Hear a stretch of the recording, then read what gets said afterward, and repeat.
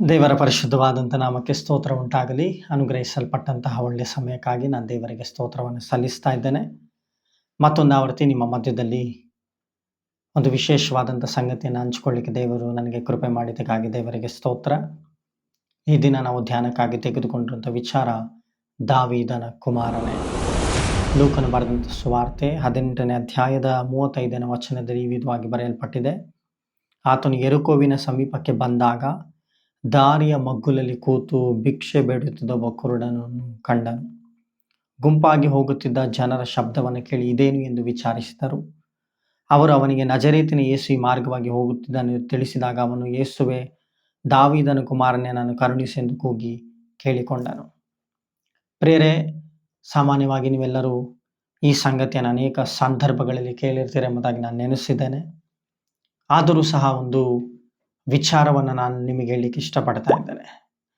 ಯೇಸು ಯೆರಿಕೋವಿನ ಸಮೀಪಕ್ಕೆ ಬಂದಾಗ ದಾರಿಯ ಮಗ್ಗುಲಲ್ಲಿ ಕೂತು ಭಿಕ್ಷೆಯನ್ನು ಬೇಡುತ್ತಿದ್ದ ಒಬ್ಬ ಭಿಕ್ಷುಕನು ಯೇಸುವನ್ನು ನೋಡಿ ಹೇಳ್ತಿರುವಂಥ ಮಾತು, ದಾವೀದನ ಕುಮಾರನೇ, ನನ್ನನ್ನು ಕರುಣಿಸು ಎಂಬುದಾಗಿ. ನೀವು ಈ ವಾಕ್ಯವನ್ನು ಓದುವಾಗ ಕೆಲವು ವಿಚಾರಗಳನ್ನು ಗಮನಿಸಬೇಕು. ಏನಂತಂದರೆ, ಆ ಭಿಕ್ಷುಕಗಾರನು ಜನರ ಶಬ್ದವನ್ನು ಕೇಳಿ ಅವನಲ್ಲಿರುವಂಥ ಜನರಿಗೆ ಮಾಡಿದಂಥ ಪ್ರಶ್ನೆ ಏನಂತಂದರೆ, ಈ ಮಾರ್ಗದಲ್ಲಿ ಯಾರು ಹೋಗ್ತಿದ್ದಾರೆ, ಏನಾಗ್ತಿದೆ ಎಂಬುದಾಗಿ ಕೇಳಿದಂಥ ಸಂದರ್ಭದಲ್ಲಿ ಕೆಲವರು ಆತನಿಗೆ ಹೇಳಿದಂಥ ಮಾತೇನಂತಂದರೆ, ನಜರೇತಿನ ಯೇಸು ಈ ಮಾರ್ಗದಲ್ಲಿ ಹಾದು ಹೋಗುತ್ತಿದ್ದಾರೆ ಎಂಬುದಾಗಿ ಹೇಳ್ತಾರೆ. ಹೇಳಿದಂಥ ಸಂದರ್ಭದಲ್ಲಿ ಈ ಕುರುಡನು ನಜರೇತಿನ ಯೇಸುವೆ ಎಂಬುದಾಗಿ ಕರೀಲಿಲ್ಲ. ಆತನು ಕರೆದದ್ದು ದಾವೀದನ ಕುಮಾರನೇ ಎಂಬುದಾಗಿ. ಪ್ರೇರೆ, ಅರ್ಥ ಮಾಡ್ಕೊಳ್ಳಿ. ಸ್ಪಷ್ಟವಾಗಿ ಅಲ್ಲಿರುವಂಥ ಜನ ಹೇಳಿದ್ರು ಏನಂತ, ಇಲ್ಲಿ ಹೋಗ್ತಾ ಇರುವಂಥದ್ದು ನಜರೇತಿನ ಯೇಸು ಎಂಬುದಾಗಿ.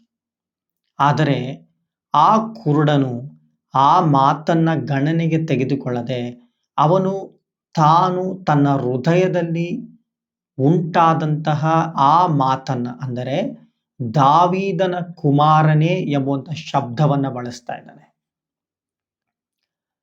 ಅವನು ಕರೀತಿರುವಂತ ಆ ಮಾತಿಗೂ ಜನ ಅವನಿಗೆ ಹೇಳಿದಂಥ ಮಾತಿಗೂ ಸಂಬಂಧ ಇಲ್ಲ. ಜನ ಏನ್ ಹೇಳಿದ್ರು, ಹೋಗ್ತಿರುವಂಥದ್ದು ನಜರೇತಿನ ಯೇಸು ಎಂಬುದಾಗಿ ಹೇಳಿದ್ರು. ಆದರೆ ಅವನು ಕರೀತಾ ಇರೋದು ದಾವೀದನ ಕುಮಾರನೇ ಎಂಬುದಾಗಿ. ಪ್ರೇರೆ, ಒಂದು ಚೆನ್ನಾಗಿ ನೀವು ಅರ್ಥ ಮಾಡ್ಕೊಳ್ಬೇಕು. ಯೇಸು ಸ್ವಾಮಿಯ ಕಾಲದಲ್ಲಿ ನಿಮಗೆಲ್ಲರಿಗೂ ಚೆನ್ನಾಗಿ ಗೊತ್ತು, ಮತ್ತಾಯನು ಬರೆದಂಥ ಸುವಾರ್ತೆ 16ನೇ ಅಧ್ಯಾಯದಲ್ಲಿ 13ನೆಯ ವಚನದಲ್ಲಿ ಯೇಸು ಸ್ವಾಮಿ ಫಿಲಿಪ್ಪನ ಕೈಸರೆಂಬ ಪಟ್ಟಣ ಪ್ರಾಂತಕ್ಕೆ ಬಂದಾಗ ಜನರು ಮನುಷ್ಯ ಕುಮಾರನೆಂದು ನನ್ನನ್ನು ಯಾರೆನ್ನುತ್ತಾರೆಂದು ಶಿಷ್ಯರನ್ನು ಕೇಳಿದಕ್ಕೆ ಅವರು, ನಿನ್ನನ್ನು ಕೆಲವರು ಸ್ಥಾನಿಕನಾದ ಯೋಹಾನನು ಅನ್ನುತ್ತಾರೆ, ಕೆಲವರು ಎಲಿಯನು ಅನ್ನುತ್ತಾರೆ, ಬೇರೆ ಕೆಲವರು ಯೆರೆಮೀಯನು ಇಲ್ಲವೇ ಪ್ರವಾದಿಗಳಲ್ಲಿ ಒಬ್ಬನು ಅನ್ನುತ್ತಾರೆ ಎಂದು ಹೇಳಿದನು. ಪ್ರೇರೆ, ಅರ್ಥ ಮಾಡ್ಕೊಳ್ಳಿ. ಯೇಸು ಸ್ವಾಮಿ ಶಿಷ್ಯರಿಗೆ ಕೇಳಿದಂಥ ಮಾತು, ಜನ ನನ್ನ ಕುರಿತಾಗಿ ಏನು ಅಂದ್ಕೊಳ್ತಾರೆ ಎಂಬುದಾಗಿ. ಯೆರಿಕೋವಿನ ಸಮೀಪಕ್ಕೆ ಯೇಸು ಬಂದಂಥ ಸಂದರ್ಭದಲ್ಲಿ ಅಲ್ಲಿರುವಂಥ ಜನ ಹೇಳ್ತಾ ಇದ್ದಾರೆ, ಬರ್ತಿರುವಂಥದ್ದು ನಜರೇತಿನ ಯೇಸು ಎಂಬುದಾಗಿ. ಆ ಕುರುಡನು ಹೇಳ್ತಾ ಇರುವಂಥದ್ದು ದಾವೀದನ ಕುಮಾರನೇ ಎಂಬುದಾಗಿ. ಅದೇ ರೀತಿ ಯೇಸು ಸ್ವಾಮಿ ಶಿಷ್ಯರ ಬಳಿ ಕೇಳ್ತಾರೆ, ಜನ ನನ್ನ ಕುರಿತಾಗಿ ಏನಂತ ಮಾತನಾಡ್ಕೊಳ್ತಾ ಇದ್ದಾರೆ. ಆವಾಗ ಶಿಷ್ಯರು ಹೇಳಿದಂಥ ಮಾತು, ಸ್ವಾಮಿ, ನಿಮ್ಮನ್ನು ಕೆಲವರು ಏಲಿಯನು ಅನ್ನುತ್ತಾರೆ, ಕೆಲವರು ಯೆರೆಮೀಯನು ಅನ್ನುತ್ತಾರೆ, ಇದಲ್ಲದೆ ಪ್ರವಾದಿ ಅಂತ ಕರೀತಾರೆ. ದೇವರೇ, ವಿವಿಧವಾದಂಥ ಹೆಸರುಗಳಲ್ಲಿ ನಿಮ್ಮನ್ನು ಕರೀತಾರೆ. ಆಗ ಯೇಸು ಸ್ವಾಮಿ ಶಿಷ್ಯರಿಗೆ ಕೇಳಿದಂಥ ಮಾತು, ನೀವು ನನ್ನನ್ನು ಯಾರೆಂಬುದಾಗಿ ಕರೀತೀರೆಂಬುದಾಗಿ. ಪ್ರೇರೆ, ಇವತ್ತು ನನ್ನ ಪ್ರಶ್ನೆ, ಯೆರಿಕೋವಿನ ಸಮೀಪಕ್ಕೆ ಯೇಸು ಬಂದಂಥ ಸಂದರ್ಭದಲ್ಲಿ ಆ ಮಾರ್ಗದಲ್ಲಿರುವಂಥ ಜನರು ಯೇಸುವನ್ನ ನೋಡಿ ಹೇಳ್ತಾ ಇರುವಂಥದ್ದು ನಜರೇತಿನ ಯೇಸು ಈ ಮಾರ್ಗದಲ್ಲಿ ಹಾದು ಹೋಗುತ್ತಿದ್ದಾನೆ ಎಂಬುದಾಗಿ. ಭಿಕ್ಷೆ ಬೇಡುತ್ತಿದ್ದಂತಹ ಕುರುಡನು ಹೇಳ್ತಿರುವಂಥ ಮಾತು ದಾವೀದನ ಕುಮಾರನೇ ಎಂಬುದಾಗಿ. ಶಿಷ್ಯರಲ್ಲಿ ಕೆಲವರು ಹೇಳಿದಂಥ ಮಾತು ಯೆರೆಮೀಯನು ಎಂಬುದಾಗಿ, ಪ್ರವಾದಿಗಳಲ್ಲಿ ಒಬ್ಬನು ಎಂಬುದಾಗಿ, ಏಲಿಯನು ಎಂಬುದಾಗಿ. ಇವತ್ತು ನನ್ನ ಪ್ರಶ್ನೆ, ಈ ಯೇಸುವನ್ನ ನಿಮ್ಮ ಜೀವಿತದಲ್ಲಿ ನೀವು ಏನಾಗಿ ಕಾಣ್ತಾ ಇದ್ದೀರಾ? ಈತನನ್ನೊಬ್ಬ ಪ್ರವಾದಿಯಾಗಿ ಕಾಣ್ತಾ ಇದ್ದೀರಾ, ಅಥವಾ ಈತನು ಸ್ವಸ್ಥಪಡಿಸುವನಂತ ಕಾಣ್ತಾ ಇದ್ದೀರಾ, ಈತನು ಬಿಡುಗಡೆ ಮಾಡುವಂಥವನೆಂಬುದಾಗಿ ಕಾಣ್ತಾ ಇದ್ದೀರಾ, ರೋಗ ಸೌಖ್ಯವನ್ನು ಮಾಡುವಂಥ ದೇವರೆಂಬುದಾಗಿ ಕಾಣ್ತಾ ಇದ್ದೀರಾ? ಏನಂತ ಕಾಣ್ತಾ ಇದ್ದೀರಾ ಪ್ರಿಯರೇ?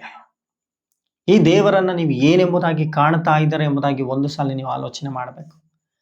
ನಾನು ಅವಾಗಲೇ ನಿಮಗೆ ಹೇಳಿದೆ, ಯೆರಿಕೋವಿನ ಸಮೀಪಕ್ಕೆ ನಜರೇತಿನ ಯೇಸು ಬರುವಂಥ ಸಂದರ್ಭದಲ್ಲಿ ಆ ಭಿಕ್ಷುಕಗಾರನು ಕೇಳ್ತಿರುವಂಥ ಮಾತು, ಈ ಮಾರ್ಗದಲ್ಲಿ ಏನಾಗ್ತಾ ಇದೆ, ಯಾರು ಹೋಗ್ತಾ ಇದ್ದಾರೆ ಎಂಬುದಾಗಿ ಕೇಳಿದಾಗ ಜನ ಹೇಳಿದ್ರು, ನಜರೇತಿನ ಯೇಸು ಹೋಗ್ತಾ ಇದ್ದಾರೆ ಎಂಬುದಾಗಿ. ಅಂದರೆ ಅಲ್ಲಿರುವಂಥ ಜನ ಯೇಸುವನ್ನ ನಜರೇತಿನ ಯೇಸು ಎಂಬುದಾಗಿ ಕಾಣ್ತಾ ಇದ್ದಾರೆ. ಆದರೆ ಆ ಕುರುಡನು ನಜರೇತಿನ ಯೇಸು ಎಂಬುದಾಗಿ ಕೂಗಿಲ್ಲ, ಅವನು ಕೂಗಿದ್ದು ದಾವೀದನ ಕುಮಾರನೇ ಎಂಬುದಾಗಿ. ನನ್ನ ಪ್ರಶ್ನೆ, ಜನ ಆ ಕುರುಡನಿಗೆ ಈ ಮಾರ್ಗದಲ್ಲಿ ಹೋಗ್ತಿರೋರು ಯಾರು ಎಂಬುದಾಗಿ ಹೇಳಿದ್ದು ನಜರೇತಿನ ಯೇಸು ಹೋಗ್ತಾ ಇರೋದಂತ ಹೇಳಿದ್ದು. ಆದರೆ ಆ ಕುರುಡನು ಕೂಗಿದಂಥ ಪದ ಏನು? ದಾವೀದನ ಕುಮಾರನೇ ಎಂಬುದಾಗಿ. ಹೋಗ್ತಿರುವಂಥದ್ದು ನಜರೇತಿನ ಯೇಸು ಎಂಬುದಾಗಿ ಸ್ಪಷ್ಟವಾಗಿ ಅಲ್ಲಿರುವಂಥ ಜನರು ಹೇಳುತ್ತಿರುವಾಗ, ಈ ಕುರುಡನು ಹೇಳ್ತಾ ಇರುವಂಥದ್ದು ದಾವೀದನ ಕುಮಾರನೇ ನನ್ನನ್ನು ಕರುಣಿಸು ಎಂಬುದಾಗಿ.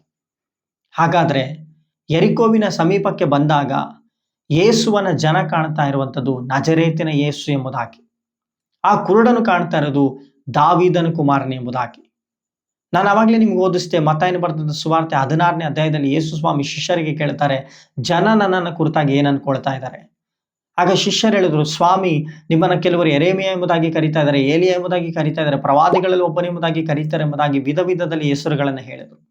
ಆಗ ಯೇಸು ಸ್ವಾಮಿ ಕೇಳಿದಂಥ ಪ್ರಶ್ನೆ, ಜನ ನನ್ನನ್ನು ಕುರಿತಾಗಿ ಏನು ಮಾತನಾಡ್ಕೊಳ್ತಾ ಇದ್ದಾರೋ, ನೀವು ನನ್ನನ್ನು ಕುರಿತಾಗಿ ಏನು ಮಾತನಾಡಿಕೊಳ್ತಿದ್ದೀರ ಅಂತ ಕೇಳಿದಾಗ ಎಲ್ಲ ಮೌನವಾಗಿಬಿಟ್ರು. ಯಾರೂ ಸಹ ಯೇಸುವನ್ನ ಏನಾಗಿ ಕಾಣ್ತಾ ಇದ್ದಾರೆ ಎಂಬುದಾಗಿ ಹೇಳಲಿಕ್ಕೆ ಅವರಿಗೆ ಧೈರ್ಯ ಸಾಲಿಲ್ಲ. ಅಂತ ಸಂದರ್ಭದಲ್ಲಿ ಪೇತ್ರನ್ ಹೇಳಿದಂಥ ಮಾತು, ಸ್ವಾಮಿ, ನೀನು ಜೀವ ಸ್ವರೂಪನಾದ ದೇವರ ಕುಮಾರನು ಎಂಬುದಾಗಿ. ಹಾಗಾದ್ರೆ ಪ್ರಿಯರೇ, ಈ ದೇವರನ್ನ ನಾವು ಏನೆಂಬುದಾಗಿ ಕಾಣ್ತಾ ಇದ್ದೇವೆ? ಈ ದೇವರನ್ನ ನೀವು ಏನಾಗಿ ಕಾಣ್ತಾ ಇದ್ದೀರೋ ಅದು ಆಗಿ ನಿಮ್ಮ ಜೀವಿತದಲ್ಲಿ ಆತನು ಕಾರ್ಯ ಮಾಡುವಂತವನಾಗಿದ್ದಾನೆ.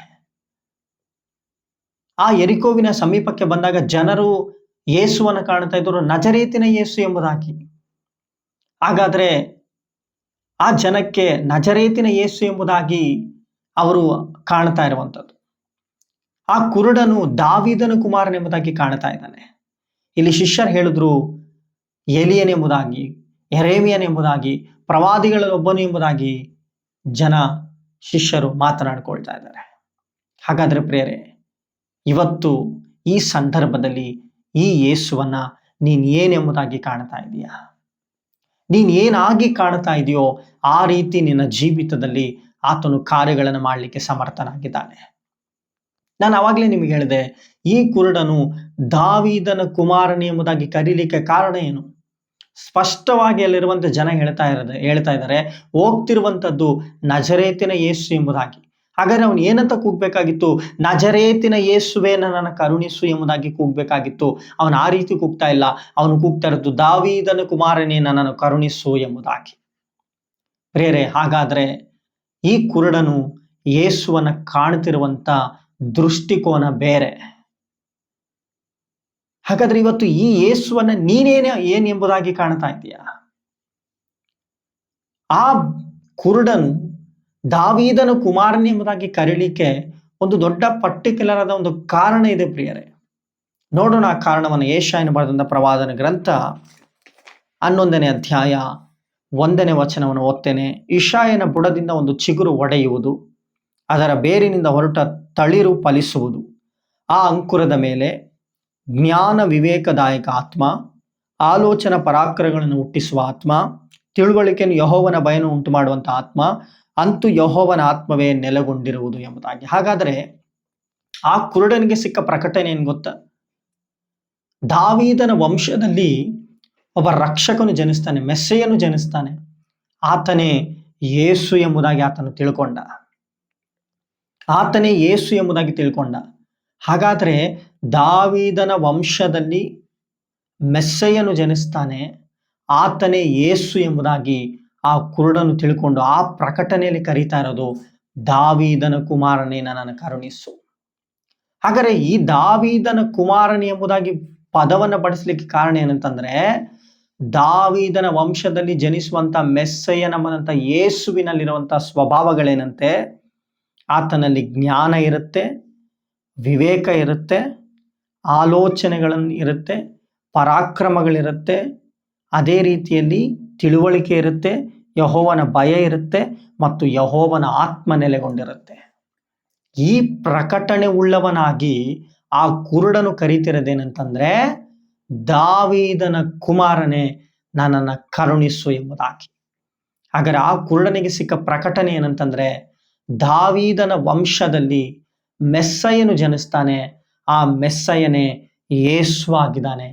ಹಾಗಾದರೆ ಯೇಸುವಿನಲ್ಲಿ ಏನೇನಿದೆ? ಯೇಸುವಿನಲ್ಲಿ ಜ್ಞಾನ ಇದೆ, ವಿವೇಕ ಇದೆ, ಪರಾಕ್ರಮ ಇದೆ, ತಿಳುವಳಿಕೆ ಇದೆ, ಆಲೋಚನೆ ಇದೆ, ಭಯ, ದೇವರ ಭಯ ಇದೆ, ಯೆಹೋವನ ಆತ್ಮ ನೆಲೆಗೊಂಡಿದೆ. ಆತನಿಗೆಲ್ಲ ಸಾಧ್ಯ, ಆತನಿಗೆ ಅಸಾಧ್ಯವಾದಂಥದ್ದು ಒಂದೂ ಇಲ್ಲ, ಆತನ ಕೈಯಲ್ಲಿ ಎಲ್ಲವೂ ಸಾಧ್ಯ ಅನ್ನುವಂಥ ಒಂದು ಪ್ರಕಟಣೆಯಲ್ಲಿ ಆ ಕುರುಡನು ದಾವೀದನ ಕುಮಾರನೇ ನನ್ನನ್ನು ಕರುಣಿಸು ಎಂಬುದಾಗಿ ಕರೀತಾ ಇದ್ದಾನೆ. ಇವತ್ತು ನನ್ನ ಪ್ರಶ್ನೆ, ಈ ದೇವರನ್ನ ನೀನು ಏನೆಂಬುದಾಗಿ ಕಾಣ್ತಾ ಇದೆಯಾ? ಈತನನ್ನು ನೀವು ಯಾವ ದೃಷ್ಟಿಕೋನದಲ್ಲಿ ಕಾಣ್ತಾ ಇದ್ದೀರಾ? ನೀವು ಈತನನ್ನು ಯಾವ ದೃಷ್ಟಿಕೋನದಲ್ಲಿ ಕಾಣ್ತಾ ಇದ್ದೀರೋ ಆ ದೃಷ್ಟಿಕೋನದಲ್ಲೇ ನಿಮ್ಮ ಜೀವಿತದಲ್ಲಿ ಈತನು ದೊಡ್ಡ ಕಾರ್ಯಗಳನ್ನು ಮಾಡುವಂಥ ದೇವರಾಗಿದ್ದಾನೆ. ಈ ದೇವರನ್ನ ಸೀಮಿತ ಮಾಡಬೇಡಿ ಪ್ರಿಯರೇ. ಈ ದೇವರಿಗೆ ಒಂದು ಬೌಂಡ್ರಿನ ಹಾಕಬೇಡಿ. ಈ ದೇವರು ನಿಮ್ಮ ಯೋಚನೆಗಳಿಗೂ ಮಿಗಿಲಾದ ಕಾರ್ಯಗಳನ್ನು ಮಾಡುವಂಥ ದೇವರು. ಅದಕ್ಕೋಸ್ಕರ ಆ ಕುರುಡನಿಗೆ ಸಿಕ್ಕ ಪ್ರಕಟಣೆ, ಈತನು ದಾವೀದನ ವಂಶದಲ್ಲಿ ಜನಿಸಿದಂಥ ಮೆಸ್ಸಿಯನು ಈತನೇ ಯೇಸು ಎಂಬುದಾಗಿ ಆತನು ತಿಳ್ಕೊಂಡ. ಹಾಗಾದರೆ ಈ ಯೇಸು ಎಂಥವನು? ಈತನು ಜ್ಞಾನವುಳ್ಳವನು, ವಿವೇಕವುಳ್ಳವನು, ಆಲೋಚನೆಗಳನ್ನುಳ್ಳವನು, ಪರಾಕ್ರಮಗಳನ್ನುಳ್ಳವನು, ದೇವರ ಭಯವುಳ್ಳವನು, ಯೆಹೋವನ ಆತ್ಮವನ್ನು ಹೊಂದಿರುವನೆಂಬ ಪ್ರಕಟಣೆ ಆ ಬಾರ್ತಿಮಾಯನಿಗೆ ಸಿಕ್ತು, ಆ ಕುರುಡನಿಗೆ ಸಿಕ್ತು. ಇವತ್ತು ನಮ್ಮ ದೇವರು ಎಂಥವನು ಎಂಬುದಾಗಿ ತಿಳಿದುಕೊಂಡು ನಮ್ಮ ಜೀವಿತದಲ್ಲಿ, ಲೋಕದಲ್ಲಿ ನಾವು ಜೀವಿಸುವಾಗ ನಮ್ಮ ದೇವರು ನಮ್ಮ ಜೀವಿತದಲ್ಲಿ ದೊಡ್ಡ ಕಾರ್ಯಗಳನ್ನು ಮಾಡ್ತಾನೆ ಪ್ರಿಯರೇ. ಆ ಕುರುಡನಿಗೆ ಸಿಕ್ಕ ಪ್ರಕಟಣೆ ನಮ್ಮೆಲ್ಲರ ಜೀವಿತದಲ್ಲಿ ಸಿಗಬೇಕು. ನಮ್ಮ ದೇವರು ಎಂಥವನು, ಆತನ ಕೈಯಲ್ಲಿ ಎಲ್ಲವೂ ಸಾಧ್ಯ ಅನ್ನುವಂಥದ್ದನ್ನು ನಾವು ಅರ್ಥ ಮಾಡ್ಕೊಳ್ಬೇಕು. ನಿನ್ನ ಸಾಲವೋ, ನಿನ್ನ ಕಣ್ಣೀರೋ, ನಿನ್ನ ರೋಗವೋ, ನಿನ್ನ ಬಲಹೀನತೆಗಳೋ, ನಿನ್ನ ಅನಾರೋಗ್ಯದ ಪರಿಸ್ಥಿತಿಗಳೋ ಇದ್ಯಾವುದೂ ಅಲ್ಲ. ಇದೆಲ್ಲದಕ್ಕಿಂತ ಮಿಗಿಲಾದವನು ದೇವರು. ಇದೆಲ್ಲವುಗಳನ್ನ ಸರಿಪಡಿಸಿ ನಮ್ಮನ್ನು ಸ್ಥಾಪಿಸುವಂಥವನು ನಮ್ಮ ದೇವರು ಎಂಬುದಾಗಿ ಒಂದು ದೃಢವಾದ ನಂಬಿಕೆಯನ್ನು ನಾವು ಉಳ್ಳವರಾಗಿರಬೇಕು. ಆ ಬಾರ್ತಿಮಾಯನಿಗೆ ಉಂಟಾದಂಥ ಪ್ರಕಟಣೆ ನಮ್ಮೆಲ್ಲರ ಜೀವಿತದಲ್ಲಿ ಉಂಟಾಗಲಿದೆ ಪ್ರಿಯರೇ. ನಮ್ಮ ದೇವರಿಗೆ ಅಸಾಧ್ಯವಾದಂಥದ್ದೇನಿಲ್ಲ. ನಮಗೆ ದೇವರ ಎಲ್ಲವೂ ಸಾಧ್ಯ. ಆತನು ದೊಡ್ಡ ಕಾರ್ಯಗಳನ್ನು ನಿನ್ನ ಜೀವಿತದಲ್ಲಿ ಮಾಡಲಿಕ್ಕಿದ್ದಾನೆ. ದೇವರ ಈ ವಾಕ್ಯವನ್ನು ಆಶೀರ್ವದಿಸಲಿ ಪ್ರಿಯರೇ. ನಮ್ಮ ಒಂದು ಯೂಟ್ಯೂಬ್ ಚಾನಲನ್ನು ಸಬ್ಸ್ಕ್ರೈಬ್ ಮಾಡ್ಕೊಳ್ಳಿ, ಲೈಕ್ಸ್ ಮಾಡಿ, ಶೇರ್ ಮಾಡಿ, ಅನೇಕರಿಗೆ ಈ ಮಾತುಗಳು ತಲುಪಲಿ. ದೇವರು ನಿಮ್ಮನ್ನು, ನಿಮ್ಮ ಕುಟುಂಬಗಳನ್ನು ಆಶೀರ್ವದಿಸಲಿ. ಆಮೆನ್.